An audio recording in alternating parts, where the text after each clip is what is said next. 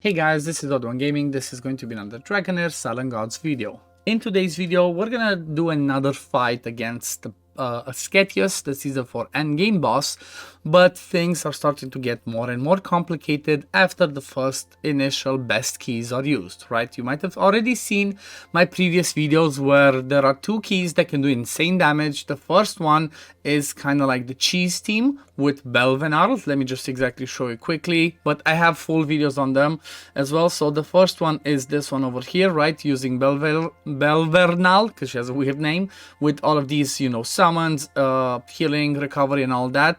Then the second team that does some obscene numbers is obviously the Rook one, because Rook is just busted in the game. If you don't have Rook, it's tough. And then I did show the other day my Shadow team, right? I did show my where's my Shadow team? My Shadow team, there we go. Showed my Shadow team that does basically over 100 million, 120 to be more precise.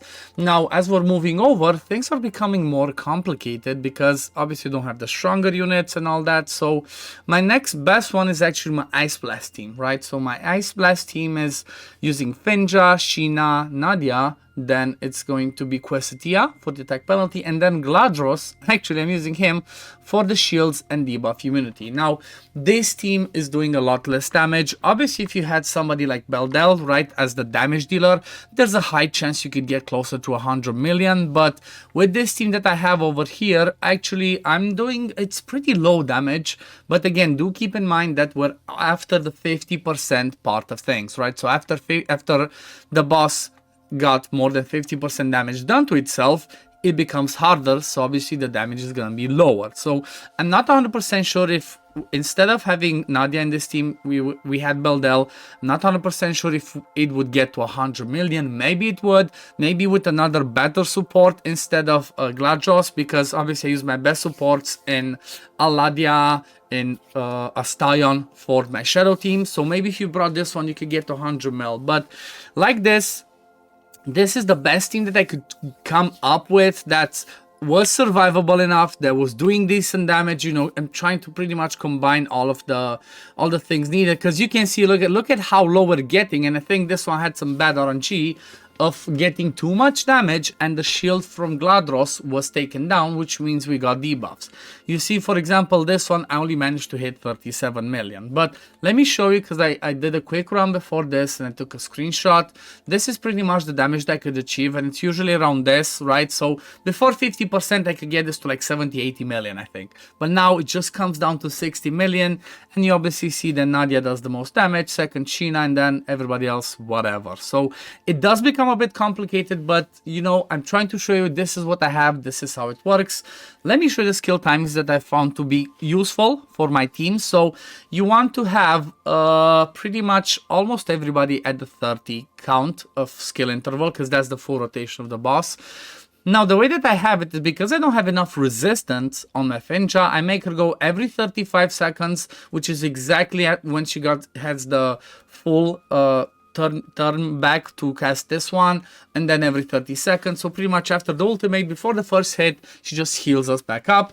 Then same time I put my this was because I had, what's it called, I had the horn on Finja, and that's why I had also Sheena and Nadia to go after Finja goes, so you get extra boost from the horn. But I was not surviving anymore after 50%, so I just had to put the staff on her. I'm gonna show you the build. But then we have Quesetia 27.5. The reason why it's exactly 27.5 is so that the attack penalty lands before the boss does the ultimate hit. That hits really hard, but we also want to make sure we have the defense penalty before Nadia does her ultimate hit as well. So she has like a 0.5 seconds interval to do this, and that's just about enough. And then when it comes to Gladros, the quirky thing about him is he places a shield, and while our allies are under shield, they have debuff immunity as well. That's why he goes at 25 and then every 30 seconds. The reason for that is obviously at this second, the 24, which actually lands it at like 27 or something like that, he puts this where there's a lot of debuffs, and you definitely want to block them. That's kind of like the main thing. Now, I guess let's go and have a quick look at the builds that I have on these people. So You see total stats for Finja. She's running in Ancestral Protection. She does have the Moonlight Mantle, obviously for a chance to do more healing with Enlightenment.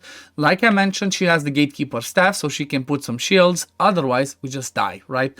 Also, I made sure that she has the highest HP, so she always takes that single target hit that depletes the ultimate energy. Otherwise, things are gonna fall out of sync, and you cannot afford to have anybody else take that hit, as it would be a bit more complicated, right? Maybe it would be easy to try and avoid that with her if I gave her more resist, but then the survivability is not enough. It's hard to get resist, enlightenment, and then HP to make sure that she's the one being hit, so I just had to ignore the resistant mechanic in this one. The next one, Gladros, like I mentioned, I tried to go full attack and full HP on him because he's all about this one, right? His shields scale off of attack and HP, so the more of these, the better.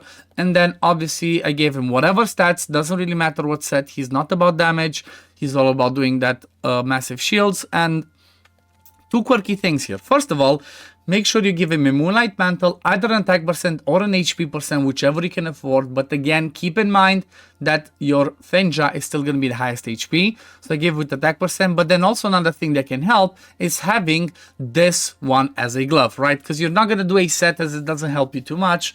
You gotta have this glove because the wearer obtains 15% additional attack for every one skill haste they possess. So the more skill haste you can give him, so for example, if I had something like attack with skill haste and attack percent, that's what I would give him, right? As much skill haste and attack as I could, and then every point of that skill haste gets converted into more attack because of this glove.